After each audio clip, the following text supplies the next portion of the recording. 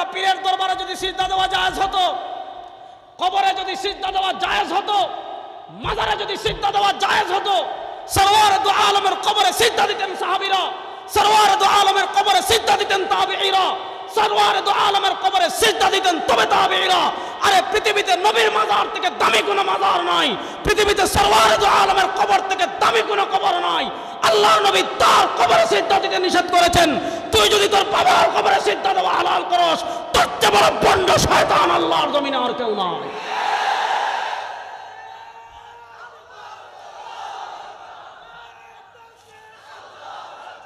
এই বাংলাদেশে শাহবাগীদের খেলা শেষ হয়ে গিয়েছে, এই বাংলাদেশে নাস্তিকের খেলা শেষ হয়ে গিয়েছে, এই বাংলাদেশে ধর্মনিরপেক্ষতার খেলা শেষ হয়ে গিয়েছে, এই বাংলাদেশে কমিউনিজমের খেলা শেষ হয়ে গিয়েছে, এই বাংলাদেশে খেলা হবে এখন ইসলামের, এই বাংলাদেশ এখন হবে ইসলামের বাংলাদেশ ইনশাআল্লাহ।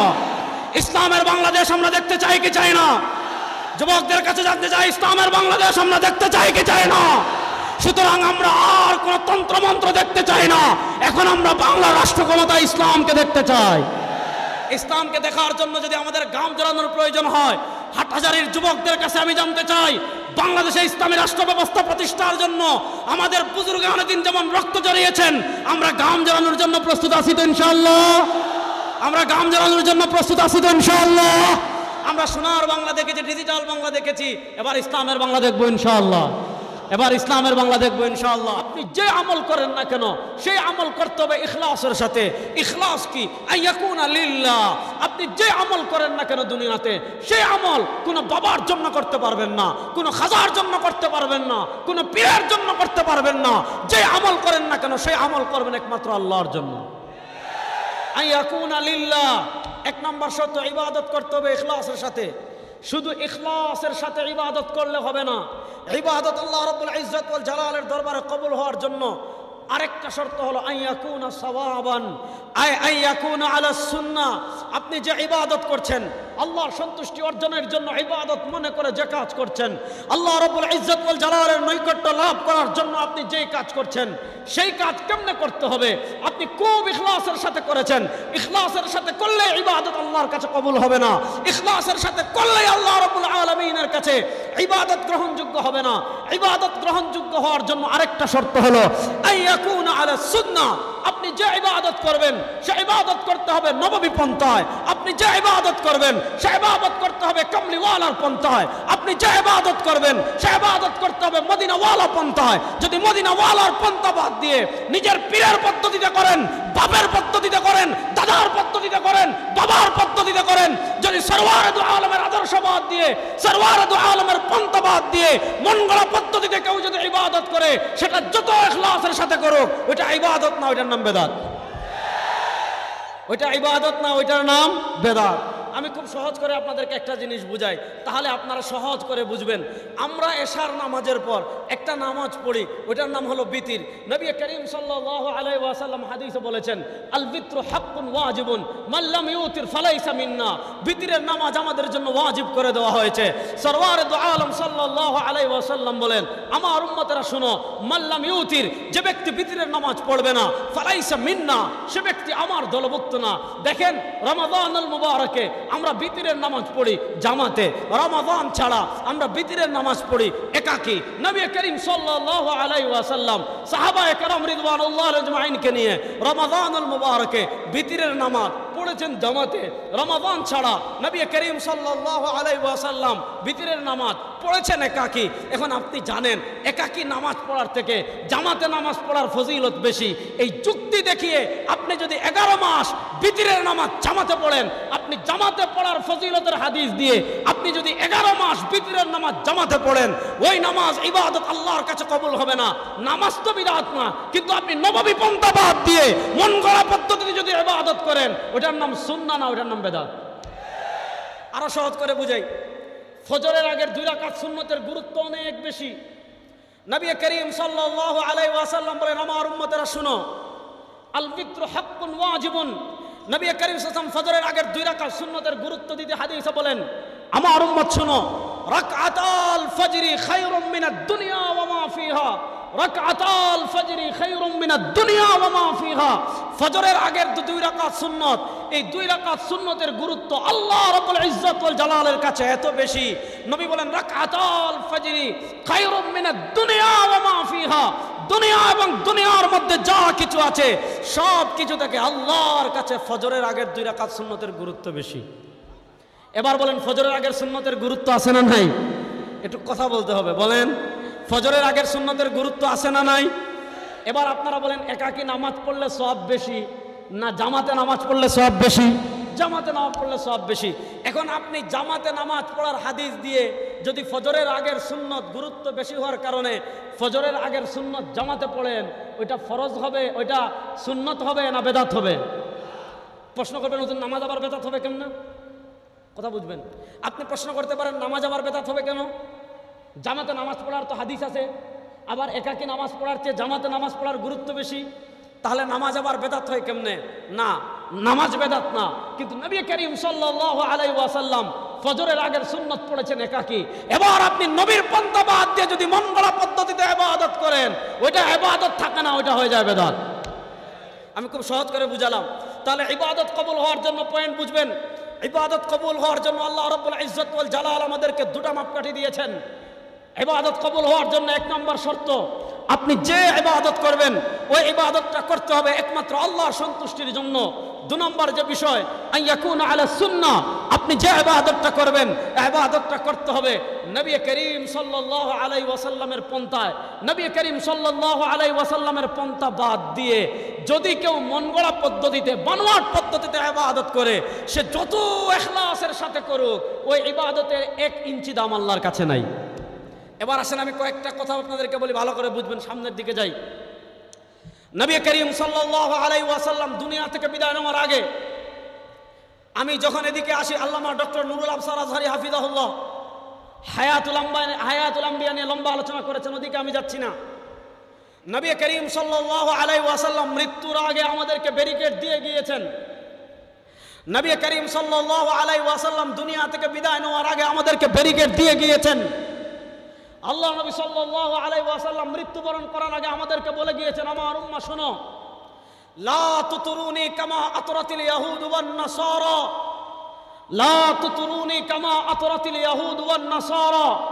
ও আমার উম্মতেরা শোনো, আমি দুনিয়া থেকে বিদায় নেওয়ার পর, আমি যখন দুনিয়া থেকে বিদায় নিয়ে বারজাখী জীবনে চলে যাব, আমার উম্মাহ শোনো, ইশকের ঠেলায়, আবেগের নামে, ভালোবাসার নামে খবরদার লা তুতরুনি, আমারে নিয়ে বাড়াবাড়ি করিস না, আমারে নিয়ে বাড়াবাড়ি করিস না।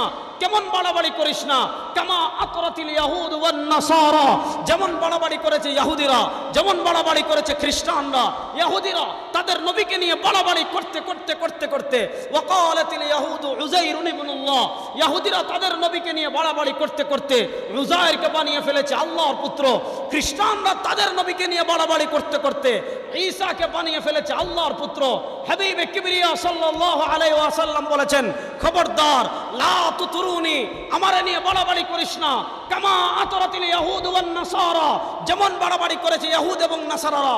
ইহুদিরা আবেগের ঠেলায় তাদের নবীকে বানিয়েছে আল্লাহর পুত্র, খ্রিস্টানরা আবেগের ঠেলায় তাদের নবীকে বানিয়েছে আল্লাহর পুত্র। সরওয়ারে দু আলম সাল্লাল্লাহু আলাইহি ওয়াসাল্লাম তার পরিচয় দিতে গিয়ে বলেন, আমার পরিচয় জানো, ইন্নামা আনা আব্দুল্লাহ, আমার এক নম্বর পরিচয় আমি আল্লাহর বান্দা। দুনিয়াতে আপনিও আল্লাহর বান্দা, নবীও আল্লাহর বান্দা। দেখেন, একটা হলো সৃষ্টিগতভাবে নবী বাশার, আমাদের শরীরে রক্ত আছে, নবী কারীমের রক্ত আছে, আমাদের কান্না আছে, নবীর কান্না আছে, আমাদের দুঃখ আছে, নবীর দুঃখ আছে, আমাদের প্রাকৃতিক প্রয়োজন আছে, নবীর প্রাকৃতিক প্রয়োজন আছে। জন্মগত দিক থেকে, সৃষ্টিগত দিক থেকে নবী আমাদের মতো মানুষ, কিন্তু মর্যাদার দিক থেকে ইউহা ইলাইকুম, মর্যাদার দিক থেকে আমার নবীর মর্যাদা কত, মর্যাদার দিক থেকে আমার নবীর শান কত, মর্যাদার দিক থেকে আমার নবীর মর্যাদা কত। আল্লাহ বলেন ওয়ারাফা'না লাকা যিকরাক, মর্যাদার ক্ষেত্রে আমার নবীর মাকাম কত। বাদাত বুজুর্গ খুদা তুহি কিসসা মুখতাসার, মর্যাদার ক্ষেত্রে আমার নবীর মর্যাদা কত।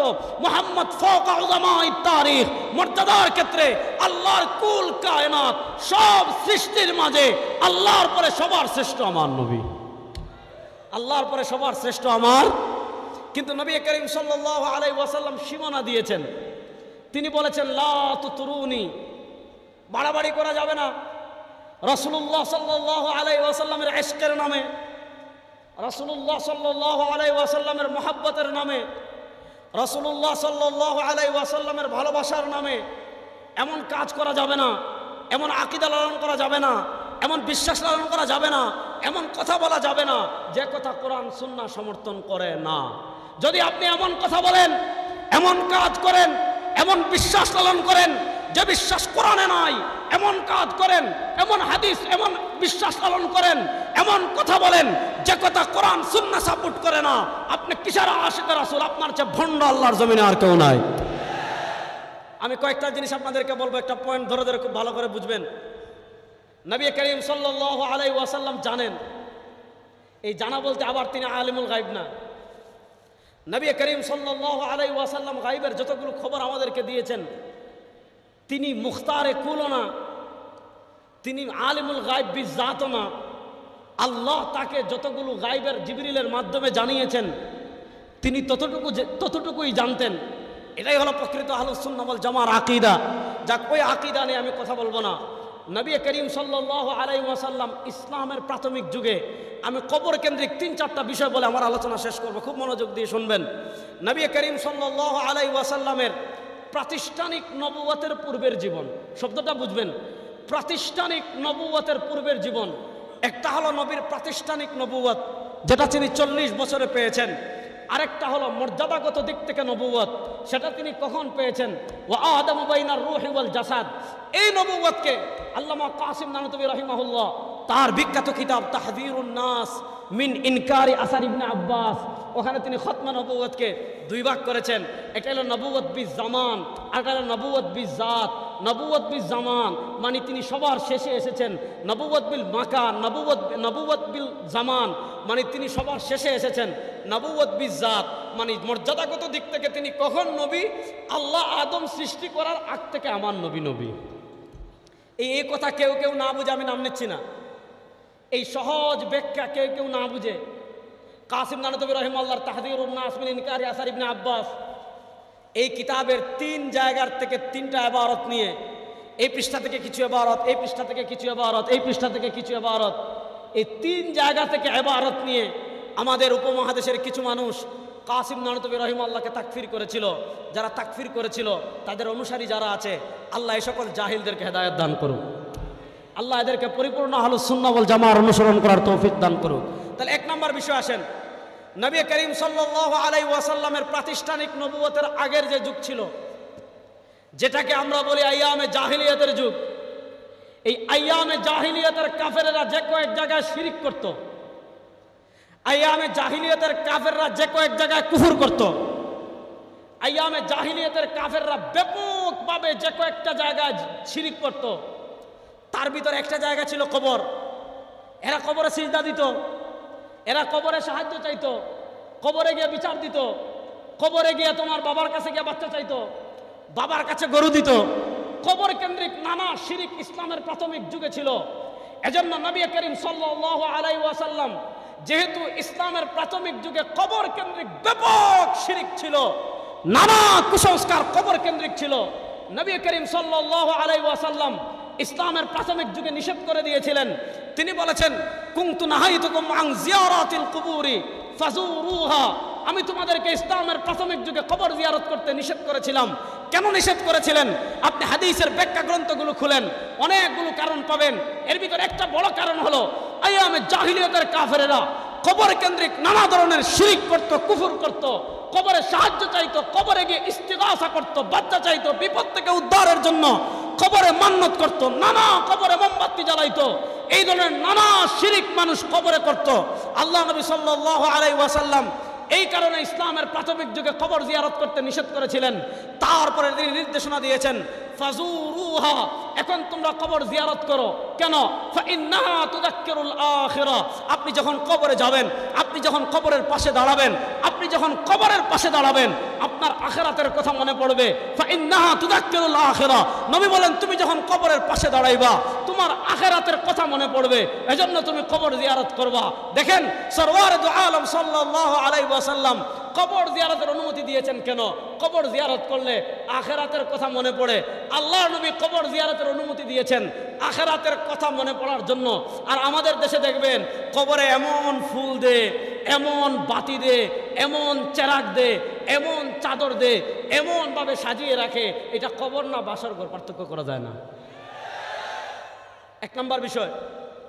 তাহলে বোঝা গেল নবী করিম সাল্লাল্লাহু আলাইহি ওয়াসাল্লাম কবরে আমাদেরকে শুধু জিয়ারতের অনুমতি দিয়েছেন, জিয়ারত ছাড়া আর কোনো কিছুর অনুমতি নবী করিম সাল্লাল্লাহু আলাইহি ওয়াসাল্লাম দেন নাই। এবার আসেন, নবী করিম সাল্লাল্লাহু আলাইহি ওয়াসাল্লাম কবর কেন্দ্রিক 2 নম্বর নির্দেশনা দিয়েছেন। নবী করিম সাল্লাল্লাহু আলাইহি ওয়াসাল্লাম আমাদেরকে ওসিয়ত করে গিয়েছেন। ওসিয়ত, মনোযোগ। আল্লাহ নবী সাল্লাল্লাহু আলাইহি ওয়াসাল্লাম ওসিয়ত করে গিয়েছেন, লা তাজআলু কবরি ওয়াসানান ইউবাদ ইন্নামা ইশতাদ্দা গাযাবুল্লাহি আলা কওমিন ইত্তাখাযু কুবুর আমবিয়াইহিম মাসাজিদ। সরওয়ার দু আলম সাল্লাল্লাহু আলাইহি ওয়াসাল্লাম বলেন, আমার উম্মতেরা শুনো, আমি দুনিয়া থেকে বিদায় নেওয়ার পর আমাকে যখন রওজা মুবারকে দাফন করা হবে, আমাকে যখন কবর মুবারকে দাফন করা হবে, খুব মনোযোগ দিয়ে শুনেন। সরওয়ার দু আলম ওসিয়ত করে গিয়েছেন, লা তাজআলু কবরি ওয়াসানান ইউবাদ, আমার কবরকে কখনো ইবাদতের জায়গা বানাবে না, আমার কবরকে কখনো পূজার জায়গা বানাবে না, আমার কবরকে কখনো সিজদার জায়গা বানাবে না। কেন? ইন্নামা ইশতাদ্দা গাযাবুল্লাহি আলা কওমিন, ওই সম্প্রদায়ের উপর আল্লাহ রাগান্বিত হন, ওই সম্প্রদায়ের উপর আল্লাহর গজব পতিত হয়, এই সম্প্রদায়ের উপর আল্লাহর আযাব পতিত হয়। কার উপর? আল্লাযীনা ইত্তাখাযু কুবুর আমবিয়াইহিম মাসাজিদ, যারা তাদের নবীদের কবরকে সিজদার জায়গা বানায়, যারা তাদের নবীদের কবরে সিজদা দেয়, যারা নবীর কবরে গিয়ে প্রণাম করে, যারা নবীর কবরে মাথা লাগায়, যারা নবীর কবরে সিজদা দেয়, এদের উপর আল্লাহর গজব পতিত হয়। আরেক হাদিসে নবী বলেন, লাআনাল্লাহুল ইয়াহুদা ওয়ান নাসারা, ইহুদি এবং নাসারাদের উপর আল্লাহর লানত, অভিশাপ। ইহুদি এবং নাসারাদের উপর আল্লাহর লানত, অভিশাপ কেন? কারণ কি? নবী করিম সাল্লাল্লাহু আলাইহি ওয়াসাল্লাম কারণ বলেন, তাদের উপর আল্লাহর লানত এবং অভিশাপ হওয়ার কারণ হলো ইত্তাখাযু কুবুর আমবিয়াইহিম মাসাজিদ। ইহুদি এবং খ্রিস্টানরা তাদের নবীর কবরকে সিজদার জায়গা বানাতো, ইহুদিরা তাদের নবীর কবরকে সিজদার জায়গা বানাতো, খ্রিস্টানরা তাদের নবীর কবরকে সিজদার জায়গা বানাতো। আমার নবী ওসিয়ত করে নিষেধ করেছেন, খবরদার আমার কবরকে পূজার জায়গা বানাবি না, আমার কবরকে ইবাদতের জায়গা বানাবি না, আমার রওজাকে সিজদার জায়গা বানাবি না। এবার বলেন, নবী করিম সাল্লাল্লাহু আলাইহি ওয়াসাল্লাম কবরে সিজদা করতে অনুমতি দিয়েছেন না নিষেধ করেছেন? বলেন না, অনুমতি দিয়েছেন না নিষেধ করেছেন? এবার বলেন, যদি নবী নিষেধ করেন তাহলে কবরে সিজদা দেওয়া হালাল না হারাম? জোরে বলেন, কবরে সিজদা দেওয়া হালাল না হারাম? আরেকটা হাদিস শুনেন। নবী করিম সাল্লাল্লাহু আলাইহি ওয়াসাল্লাম আম্মা জান আয়েশা রাদিয়াল্লাহু তাআলা আনহা বর্ণনা করেন, ইমাম আহমদ ইবনে হাম্বল রাহিমাহুল্লাহ মুসনাদে আহমদে হাদিস বর্ণনা করেছেন। আম্মা জান আয়েশা রাদিয়াল্লাহু তাআলা আনহা বলেন, কানা রাসূলুল্লাহ সাল্লাল্লাহু আলাইহি ওয়াসাল্লাম ফি নাফারিন মিনাল মুহাজিরিনা ফাজাআ বাঈর ওয়া সাজাদা লা। আল্লাহ নবী সাল্লাল্লাহু আলাইহি ওয়াসাল্লাম একদিন মুহাজির একদল সাহাবা একরাম নিয়ে বসে গল্প করছেন। মুহাজির একদল সাহাবা একরামকে নিয়ে বসে গল্প করার সময় ফাজাআ বাঈরুন, একটা উট এসেছে, একটা উট এসে ফাসাজাদা লা, আল্লাহ নবী সাল্লাল্লাহু আলাইহি ওয়াসাল্লামকে সিজদা দিয়েছে। সাহাবা একরাম বলেন, সুবহানাল্লাহ, আতাসজুদু লাকাল বাঈর, সুবহানাল্লাহ, ও নবী আপনাকে উট সিজদা দিচ্ছে। ওয়া নাহনু আহাক্কু লাকা মিন, আমরা তো আপনাকে সিজদা দেওয়ার জন্য উটের থেকে বেশি হকদার, উট তো আপনার উম্মাহ না, আমরা তো আপনার উম্মাহ, তাহলে উট যদি আপনাকে সিজদা দিতে পারে, আপনাকে আমরা কেন সিজদা দিতে পারবো না? নবী করিম সাল্লাল্লাহু আলাইহি ওয়াসাল্লাম জবাব দিচ্ছেন, লা তাসজুদু আহাদান লি আহাদিন, শোনো, কোন মানুষকে সিজদা দিতে পারে না। লাউ আমারতু আহাদান আন ইয়াসজুদা লি আহাদিন, আরে শোনো, কোন মানুষ যদি অপর কোন মানুষকে সিজদা দেওয়া হালাল হতো, কোন মানুষ যদি অপর কোন মানুষকে সিজদা দেওয়া জায়েজ হতো, লা আমারতু নিসা আন ইয়াসজুদনা লি আজওয়াজিহিন, আমি মহিলাদেরকে নির্দেশ দিতাম তারা যেন তাদের স্বামীকে সিজদা দেয়। আল্লাহ নবী সাল্লাল্লাহু আলাইহি ওয়াসাল্লাম তার কবরে তাকে সিজদা দেওয়ার অনুমতি দিয়েছেন না নিষেধ করেছেন? আচ্ছা এবার বলেন, নবীর কবরে যদি সিজদা দেওয়া হারাম হয়, তাহলে পীরের কবরে সিজদা দেওয়া হালাল? কথা বলেন না দেখি। নবীর কবরে যদি সিজদা দেওয়া হারাম হয়, আল্লাহ নবী সাল্লাল্লাহু আলাইহি ওয়াসাল্লাম তার কবরে সিজদা দিতে নিষেধ করেছেন। এবার বুঝেন, নবীর কবরে সিজদা দেওয়া যদি হারাম হয়, তাহলে কোন পীরের কবরে কেউ যদি সিজদা দেয় হালাল না হারাম? এবার বুঝেন, একটা হলো হারাম আর একটা হলো ঈমান ভঙ্গের স্তর। ইমাম শামসুদ্দিন আয-যাহাবী রাহিমাহুল্লাহ এখানে দুটো কথা লিখেছেন, খুব ভালো করে বুঝবেন। আপনি আল্লামা ইবনে আবিদিন শামী রাহিমাহুল্লাহ যদি ফতোয়া শামী পড়েন, ইমাম ইবনে হাজার আসকালানী যদি ফাতহুল বারী পড়েন, আপনি যদি ইবনে তাইমিয়া রাহিমাহুল্লাহর মাজমুউল ফতোয়া পড়েন, আপনি ইবনুল হুমামের যদি ফাতহুল কাদির পড়েন, এ সকল বইয়ে ঈমান ভঙ্গের একটা মৌলিক কারণ আছে। খুব মনে করে বুঝেন, ঈমান ভঙ্গের একটা মৌলিক কারণ কি জানেন? ঈমান ভঙ্গের একটা মৌলিক কারণ হলো ইস্তেহলালুল হারামি। ঈমান ভঙ্গের একটা মৌলিক কারণ হলো ইস্তেহলালুল হারামি কুফরুন। ইসলামী শরিয়ার অকাট্য কোনো হারামকে কেউ যদি হালাল মনে করে, আবার বলি, ইস্তেহলালুল হারামি কুফরুন। ইসলামী শরিয়ার অকাট্য কোনো হারামকে কেউ যদি হালাল মনে করে, সে মুসলমান না কাফের? মুখ খুলে বলেন। ইসলামী শরিয়ার অকাট্য কোনো বিধানকে কেউ যদি হারামকে কেউ যদি হালাল মনে করে, তার ঈমান থাকবে না। এবার বলেন, সারা দুনিয়ার সকল আলেমদের ঐক্যমত ফতোয়া, সকল সাহাবা একরামের ঐক্যমতে, সকল তাবেঈনদের ঐক্যমতে, সকল তবে তাবেঈনের ঐক্যমতে, সকল ইমামদের ঐক্যমতে কবরে ফতোয়া চলতে পারে না, পীরকে ফতোয়া সিজদা চলতে পারে না। কবরে সিজদা দেওয়া হারাম, পীরকে সিজদা দেওয়া হারাম, মাজারে সিজদা দেওয়া হারাম, পীরের খাটে সিজদা দেওয়া হারাম। এগুলোকে যারা হালাল মনে করবে এরা কাফের, কাফের, কাফের।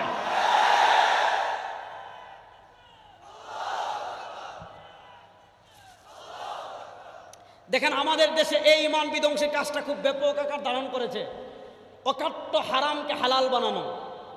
দেখেন, আমি একটা বই নিয়ে আসছি, আপনাদেরকে দেখাই। দেখেন, এই বইয়ের নাম তুহফাতুল আখিয়ার ফি দাফই শারারাতিল আশরার। দেখেন, এই বইয়ের নাম তুহফাতুল আখিয়ার ফি দাফই শারারাতিল আশরার। এই বইয়ের কি বিষয় জানেন? এই বইয়ের বিষয় হলো তাজিমি সিজদার ফতোয়া। অর্থাৎ পীরের কবরে গিয়ে আপনি দেখবেন এখান থেকে আপনার হাটহাজারী মাদ্রাসার সামনে দিয়ে যায় আর স্লোগান দেয়, নবীর দুশ্মনেরা হুঁশিয়ার সাবধান। আপনার হাটহাজারী মাদ্রাসার সামনে দিয়ে যায় আর স্লোগান দেয়, ইসলামের দুশ্মনেরা হুঁশিয়ার সাবধান। গিয়ে কি করে জানেন? এখান থেকে সুজা যাবে বাবা ভান্ডারীর দরবারে, ওখানে গিয়ে পীরের দরবারে সিজদা দেয় কি দেয় না? আর আসতে বলেন। আরে বেটা, পীরের দরবারে যদি সিজদা দেওয়া জায়েজ হতো, কবরে যদি সিজদা দেওয়া জায়েজ হতো, মাজারে যদি সিজদা দেওয়া জায়েজ হতো, সরওয়ারে দু আলমের কবরে সিজদা দিতেন সাহাবীরা, সরওয়ারে দু আলমের কবরে সিজদা দিতেন তাবেঈরা, সরওয়ারে দু আলমের কবরে সিজদা দিতেন তবে তাবেঈরা। আরে পৃথিবীতে নবীর মাজার থেকে দামি কোনো মাজার নাই, পৃথিবীতে সরওয়ারে দু আলমের কবর থেকে দামি কোনো কবর নাই। আল্লাহর নবী তার কবরে সিজদা দিতে নিষেধ করেছেন। তুই যদি তোর বাবার কবরে সিজদা দেওয়া হালাল করস, তোর চেয়ে বড় ভণ্ড শয়তান আল্লাহর জমিনে আর কেউ নাই।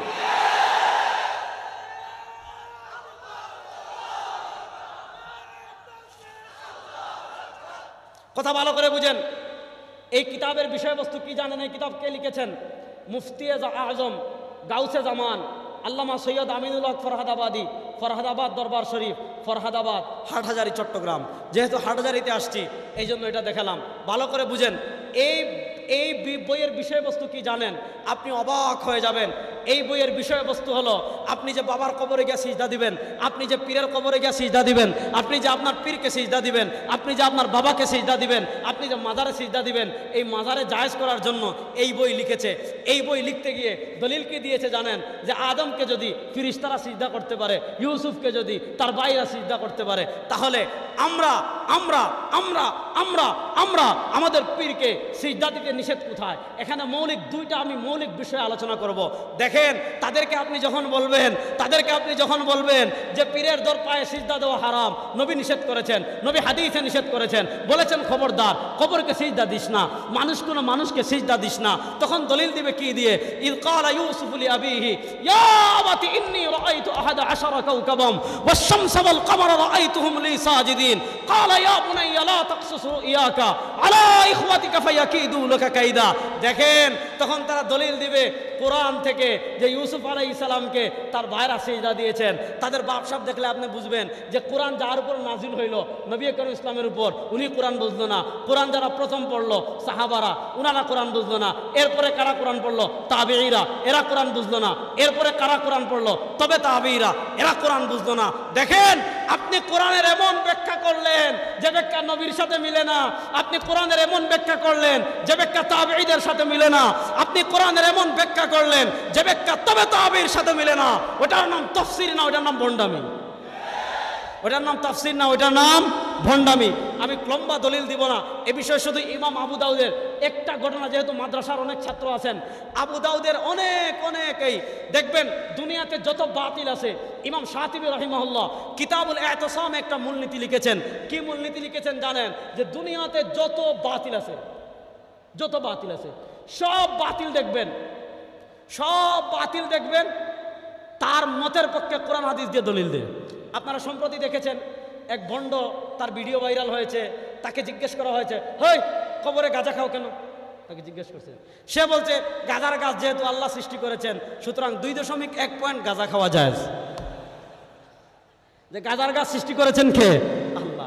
এক কাজ করেন, এখন যে গাঁজা খাওয়াকে জায়েজ করতেছে, যে নারী পুরুষ একত্রিত হয়ে গান গাওয়া সেমাকে জায়েজ করতেছে, যে আপনার নির্লজ্জ কবরে বাতি জ্বালানোকে হালাল করতেছে, ইমাম শাতিবী রাহিমাহুল্লাহ ইতিসামে লিখেছেন সুন্দর কথা, যে দুনিয়াতে যত বাতিল আছে সব বাতিল তাদের মতামত প্রমাণ করার জন্য দলিল দিয়ে, কোরআন দিয়ে, দলিল দিয়ে, হাদিস দিয়ে।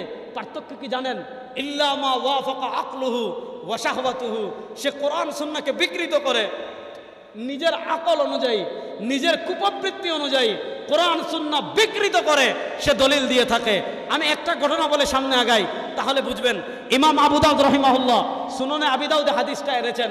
হযরত উমর ইবনে আব্দুল আজিজ রাহিমাহুল্লাহর যুগে দেখেন আমাদের ঈমান ওয়াল কাদরি খায়রিহি ওয়া শাররিহি মিনাল্লাহ, আমাদের ঈমান তাকদীরের ভালো-মন্দের মালিক কে? একটু জোরে বলেন না। আমাদের বিশ্বাস তাকদীরের ভালো-মন্দের মালিক কে? উমর ইবনে আব্দুল আজিজ রাহিমাহুল্লাহর যুগে একদল বের হয়েছে, এরা তাকদীরকে স্বীকার করে না। উমর ইবনে আব্দুল আজিজ রাহিমাহুল্লাহ তাদের কাছে চিঠি লিখলেন, ওই তোমরা তাকদীরকে স্বীকার করো না, দলিল কি? এখন দেখা গেল তারা যে তাকদীরকে অস্বীকার করে এটা প্রমাণ করার জন্য বিশাল কোরআনের কয়েকটা আয়াত লিখেছে, আয়াত লিখে দলিল দিয়েছে যে এই আয়াতের কারণে, এই আয়াতের কারণে, এই আয়াতের কারণে, এই আয়াতের কারণে, এই আয়াতের কারণে, এই আয়াতগুলোর কারণে আমরা কি করি না? তাকদীর বিশ্বাস করি না। উমর ইবনে আব্দুল আজিজ রাহিমাহুল্লাহ দেখলেন এদেরকে যদি আমি আয়াত ধরে ধরে খণ্ডন করি যে এই আয়াতের এই জবাব, এই আয়াতের এই জবাব, এই আয়াতের এই জবাব, তাহলে ফিতনা আরো হতে পারে। তো তারা যখন তাকদীর অস্বীকারের পক্ষে কোরআন দিয়ে দলিল দিয়েছে, উমর ইবনে আব্দুল আজিজ রাহিমাহুল্লাহ তখন একটা মৌলিক মূলনীতি দিয়ে তাদের জবাব দিয়েছেন। তিনি তাদের জবাব কি দিয়ে দিয়েছেন জানেন? উমর ইবনে আব্দুল আজিজ রাহিমাহুল্লাহ জবাব দিয়েছেন, শুনো, লাকাদ কারাউ মিনহু মা কারাতুম ওয়া আলিমু মিন তা'ওয়িলিহি মা জাহিলতুম, লাকাদ কারাউ মিনহু মা কারাতুম ওয়া আলিমু মিন তা'ওয়িলিহি মা জাহিলতুম। আরে নরাদমের দল, তোমরা যে আয়াত পড়ে তাকদীরকে অস্বীকার করছো, তোমরা যে আয়াতগুলো দিয়ে দলিল দিয়ে তাকদীরকে স্বীকার করতে চাচ্ছ না, ওই আয়াত তো আবু বকর পড়েছেন, ওই আয়াত তো উমর পড়েছেন, ওই আয়াত তো উসমান পড়েছেন, ওই আয়াত তো আলী পড়েছেন, ওই আয়াত তো ইবনে আব্বাস পড়েছেন, ওই আয়াত তো ইবনে উমর পড়েছেন, ওই আয়াত তো ইবনে মাসউদ পড়েছেন, ওই আয়াত তো আবু সাঈদ খুদরি পড়েছেন। লাকাদ কারাউ মিনহু মা কারাতুম। আরে তুই যে আয়াত পড়ে তাকদীরকে অস্বীকার করছিস, ওই আয়াত তো সাহাবায়ে কেরাম পড়েছেন। কি করবে জানেন? আপনাদের চট্টগ্রামে আছে কিনা জানি না, আমি আমার সিলেটে দেখছি ব্যাপক।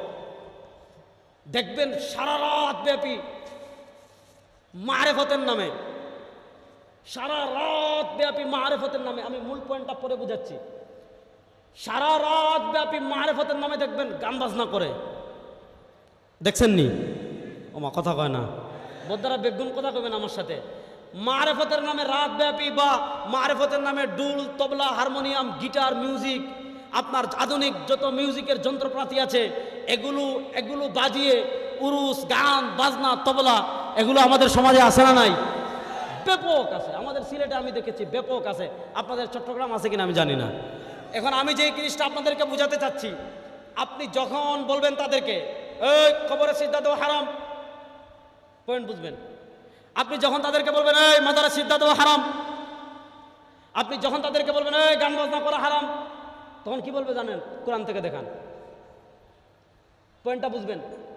আপনি যখন বলবেন এই খবরদার কোনো পীরের কবরে সিজদা করা যাবে না, মারফতের নামে গান বাজনা করা যাবে না, তখন বলবে আর 1 কোটি টাকা দিব রেজাউল করিম আবরার, 1 কোটি টাকা।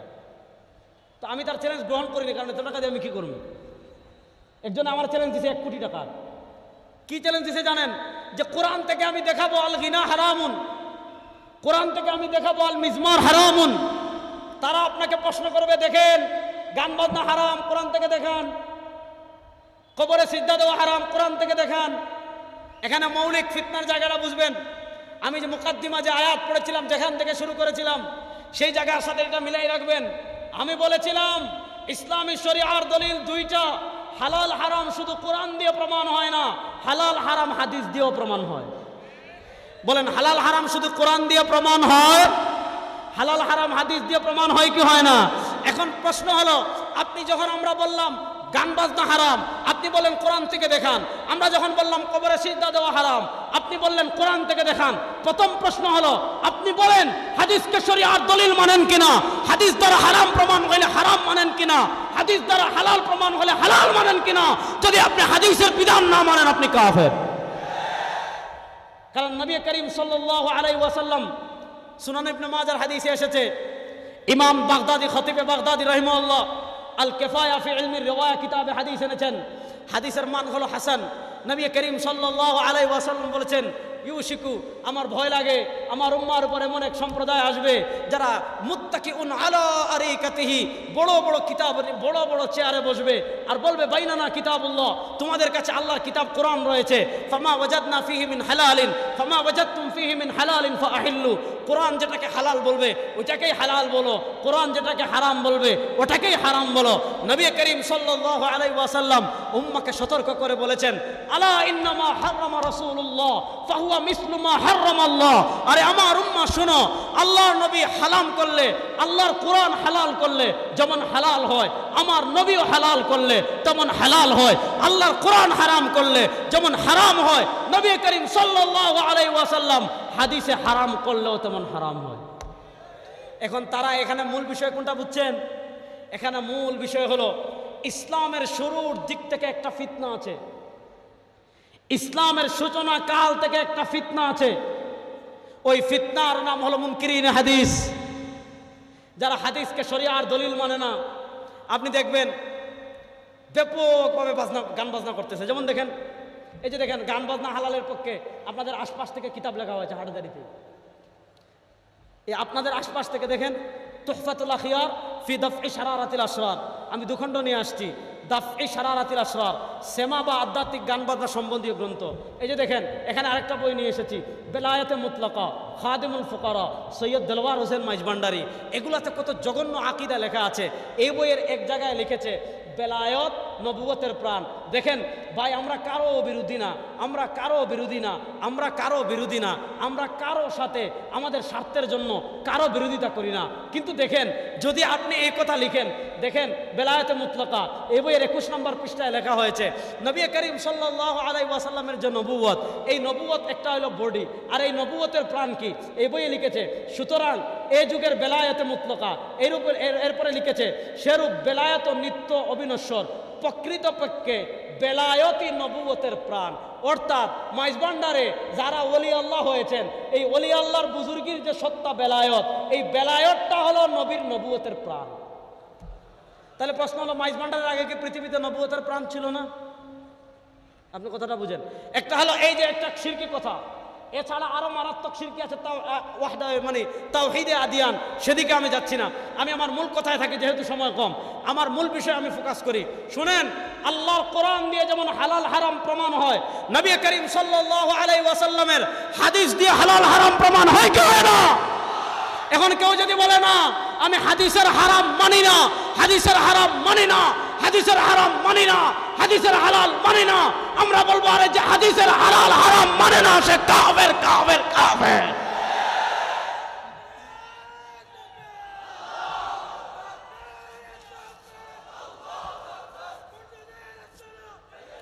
ভালো করে মনোযোগ দিয়ে শোনেন। এবার আমি দুটা হাদিস শুনি আপনাদেরকে সামনে আগাই, দুইটা হাদিস বলে আমি সামনে আগাই। হাদিস নাম্বার 1 শুনেন। ইমাম বাজ্জার রাহিমাহুল্লাহ মুসনাদে বাজ্জারে হাদিস এনেছেন, ইমাম তিরমিজি রাহিমাহুল্লাহ সুনানুত তিরমিজিতে হাদিস এনেছেন। দুটো হাদিস আমি শোনাই। হাদিস নাম্বার 1 শুনেন। বুখারী থেকে একটা শোনাবো, তিরমিজি থেকে একটা শোনাবো, মুসনাদে বাজ্জার থেকে একটা শোনাবো। এই তিনটা হাদিস শুনি আমি সামনে আগাবো। হাদিস নাম্বার 1, ইমাম বাজ্জার রাহিমাহুল্লাহ মুসনাদে বাজ্জারে হাদিস এনেছেন। নবী করিম সাল্লাল্লাহু আলাইহি ওয়াসাল্লাম বলেন, আমার উম্মতেরা শুনো, সাউতানি মালউনানি ফিদ দুনিয়া ওয়াল আখিরা। আমার উম্মত শুনো, দুনিয়াতে দুইটা আওয়াজ এমন আছে যে দুই আওয়াজ দুনিয়াতেও অভিশপ্ত, আখিরাতেও অভিশপ্ত। সাউতানি মালউনানি ফিদ দুনিয়া ওয়াল আখিরা। আমার উম্মতেরা শুনো, দুইটা আওয়াজ এমন আছে যে দুই আওয়াজ দুনিয়াতেও অভিশপ্ত, আখিরাতেও অভিশপ্ত। এবার আপনারা বলেন যে দুই আওয়াজ দুনিয়াতেও অভিশপ্ত, আখিরাতেও অভিশপ্ত, এটা হালাল না হারাম? হাদিসটা বুঝেন, দুনিয়াতেও অভিশপ্ত, আখিরাতেও অভিশপ্ত। যদি দুনিয়া আখিরাতে অভিশপ্ত হয় এটা হালাল না হারাম? হারাম। নবী করিম সাল্লাল্লাহু আলাইহি ওয়াসাল্লাম বলেন, সাউতুল মাজামির, শুনো, বাদ্যযন্ত্রের আওয়াজ দুনিয়াতেও অভিশপ্ত, আখিরাতেও অভিশপ্ত।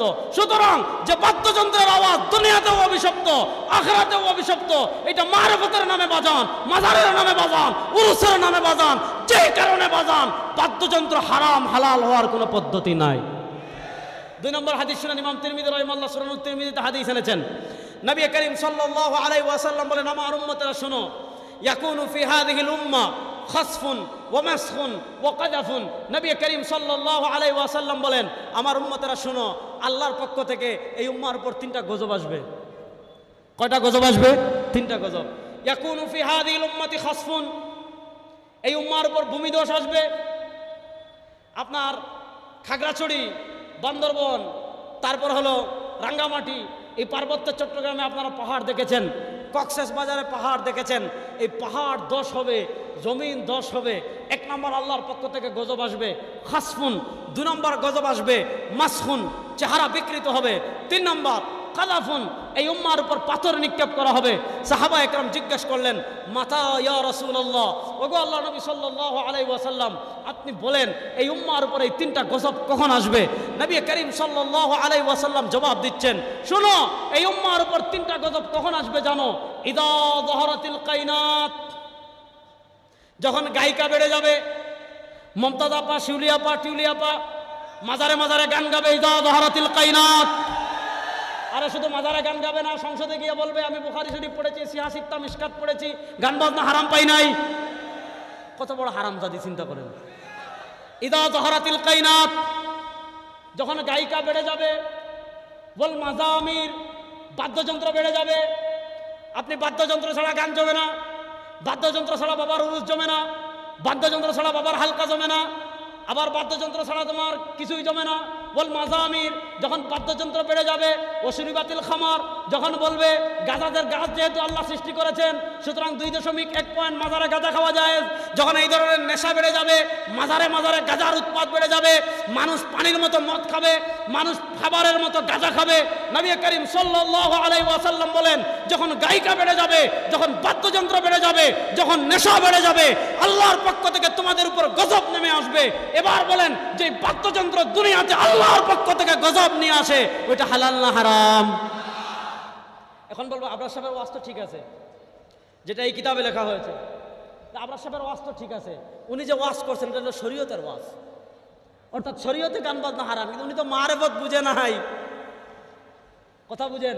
বলবে আবরার সাহেবের ওয়াজ 100 ঠিক, শরীয়তে হারাম আমরাও বলি, কিন্তু আমরা তো শরীয়তের আমল করি না, আমরা করি মারেফতের আমল। বুঝা গেল বাবা রে বাবা, তার মারেফতের মেশিন 5G না, এখন 10G হয়ে গেছে। বুঝেন না?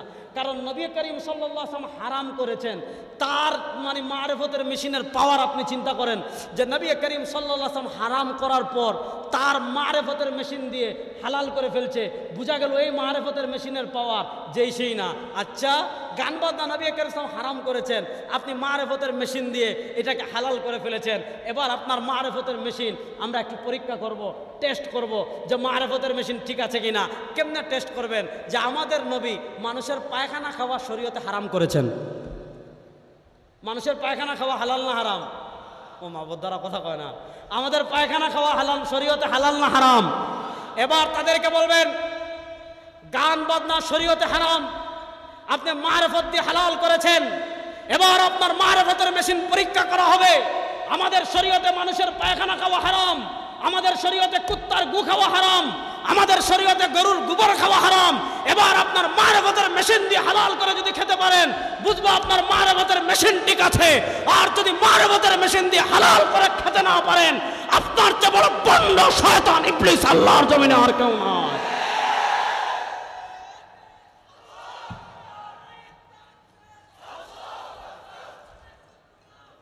এবার ভালো করে বুঝেন, আমি কবর কেন্দ্রিক দুটা বিশুদ্ধ হুকুম বলেছি। এক নম্বর হুকুম বলেছি, কবরে সিজদা করা যাবে। বলেন না, কবরে সিজদা করা যাবে, কবরে গান বাজনা করা যাবে। 3 নম্বর আরেকটা বিধান শুনেন, এটা বলে আমি শেষ করব, আমার 2 মিনিট সময় আছে সম্ভবত, আমাকে নির্দিষ্ট সময় দেওয়া হয়েছিল। নবী করিম সাল্লাল্লাহু আলাইহি ওয়াসাল্লাম আরেকটা গুরুত্বপূর্ণ বিধান দিয়েছেন। নবী করিম সাল্লাল্লাহু আলাইহি ওয়াসাল্লাম কবর কেন্দ্রিক একটা নির্দিষ্ট বিধান দিয়েছেন। তিনি বলেছেন, লা তাজআলু কবরি ঈদা। নবী করিম সাল্লাল্লাহু আলাইহি ওয়াসাল্লাম বলেছেন, লা তাজআলু কবরি ঈদা। আমার উম্মাহ শোনো, আমি দুনিয়া থেকে বিদায় করার পর আমাকে যখন রওজা মুবারকে দাফন করা হবে, আমার উম্মাহ খবরদার, লা তাজআলু কবরি ঈদা, আমার কবরকে কখনো উৎসবের জায়গা বানাবে না। হাদিস শুনেন, আবার ওয়াহাবি বলে গালি দিয়েন না, নবী করিম সাল্লাল্লাহু আলাইহি ওয়াসাল্লামের হাদিস আমি পড়ছি। লা তাজআলু কবরি ঈদা। নবী করিম সাল্লাল্লাহু আলাইহি ওয়াসাল্লাম বলেন, খবরদার আমার কবরকে, মানে নবী করিম সাল্লাল্লাহু আলাইহি ওয়াসাল্লামের কবরকে ঈদা, উৎসবের জায়গা বানাইও না। এবার বলেন, আল্লাহ নবী সাল্লাল্লাহু আলাইহি ওয়াসাল্লাম তার কবরকে উৎসবের জায়গা বানাতে নিষেধ করেছেন। এবার আপনারা ফতোয়া দেন, কবরকে উৎসবের জায়গা বানানো হালাল না হারাম? বলেন, কবরকে উৎসবের জায়গা বানানো হালাল না হারাম? এখন তো আমরা কবরকে উৎসবের জায়গা বানাই না, কবরে গিয়ে বাজানোর কাছে সাহায্য চাই, যে বাজান অমুক বাচ্চাটারা পরীক্ষায় ফেল করতেছে, তারা পাশ করাই দেন। আবার আপনাদের চট্টগ্রামে এরকম গোপাল বড় আছে যে বাবার কবরে গিয়ে আমার নামে বিচার দেয়, আছে না নাই? এবার বলেন, কবরে, আরে বেটা, কবরে যদি উৎসব করা জায়েজ হতো, কবরে যদি সাহায্য চাওয়া জায়েজ হতো, কবরে যদি প্রার্থনা করা যায়, কবরে গিয়ে যদি ইস্তেগাসা করা জায়েজ হতো, কবর ওয়ালার কাছে যদি চাওয়া জায়েজ হতো। আরে শোন বেটা, দুনিয়ার সবচেয়ে বড় উৎসব করতেন, দুনিয়ার সবচেয়ে বড় উরুস করতেন হযরত সিদ্দিক আকবর মদিনায়। কবরে যদি কোনো কিছু দেওয়া জায়েজ হতো, সাহাবা একরাম তাদের কলিজা নবীর কবরে দিয়ে দিতেন। সুতরাং কবর কেন্দ্রিক উৎসব করা যাবে? বলেন, কবর কেন্দ্রিক উৎসব করা যাবে? ইসলামে শুধু কবর কেন্দ্রিক একটা বিধান দিয়েছে, সেটা হলো জিয়ারা। আর আজকে আমরা অগ্রসর হতে হতে হতে হতে হতে হতে কোথায় গিয়েছি? আমাদের সিলেটে একটা আছে শাহপরান রাহিমাহুল্লাহর মাজার, আপনাদের চট্টগ্রামের এদিকে পাহাড়ের উপর আছে বায়েজিদ বুস্তামির আস্তানা। দেখেন আমাদের মানুষ কত খারাপ। যে আল্লাহর ওলি উনি বায়েজিদ বুস্তামি না, উনি হলেন আবু ইয়াজিদ আল বিস্তামি, যিনি জীবনে বাংলাদেশ আসেন নাই।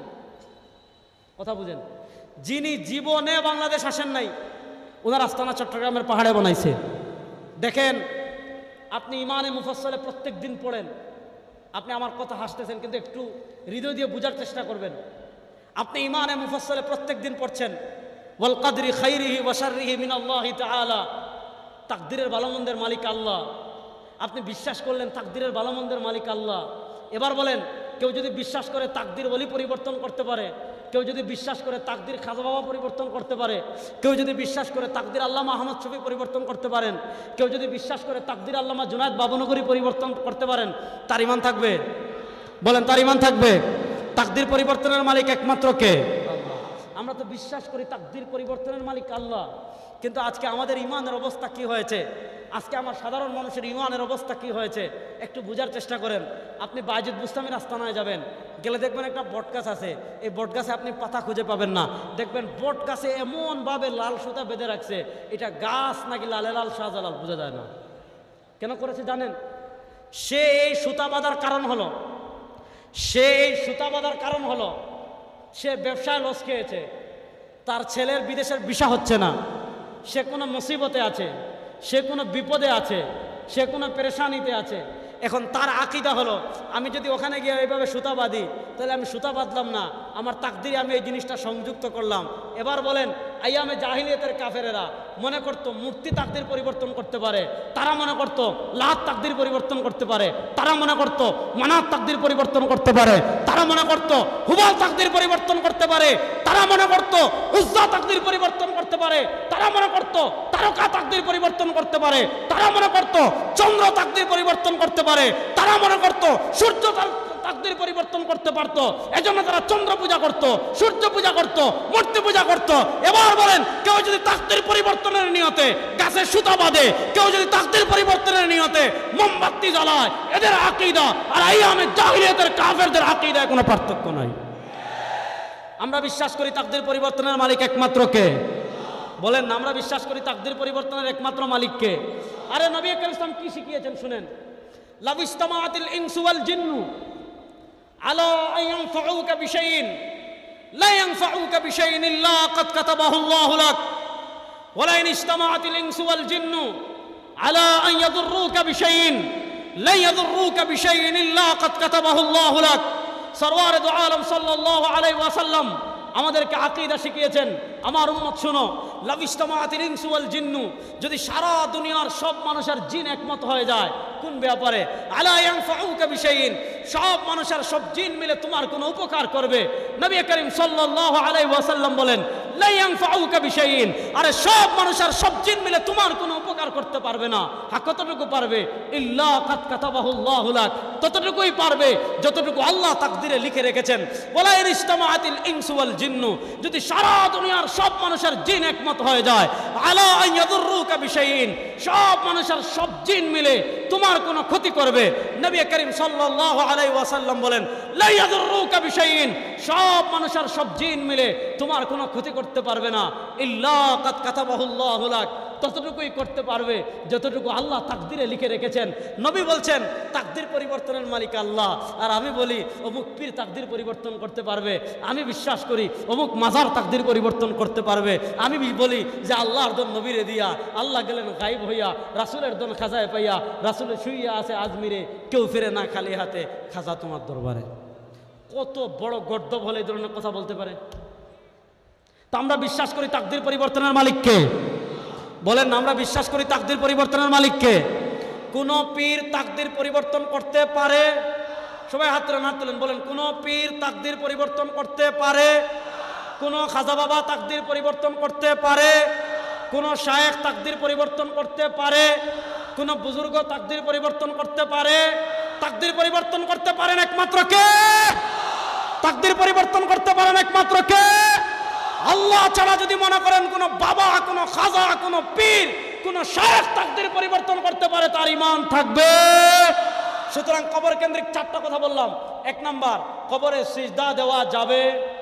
বলেন না, কবরে সিজদা দেওয়া যাবে, কবরে কোনো কিছু চাওয়া যাবে, কবরে মান্নত করা যাবে, কবরে গিয়ে আপনার এই যে এখন যেটা বললাম, কবরে গান বাজনা করা যাবে, কবরে উৎসব করা যাবে, কবরে মোমবাতি জ্বালানো যাবে, কবরে লাল সুতা বাঁধা যাবে, কবরে শুধু জিয়ারত করব। দেখেন, আমরা ওলি আল্লাহ বিরোধী না, আমরা ওলি আল্লাহ বিরোধী না, আমরা ওলি আল্লাহর নামে ভণ্ডামির বিরুদ্ধে। আপনি কোথাও গিয়েছেন, কোন ওলি আল্লাহর কবর আছে, আপনি কি করবেন?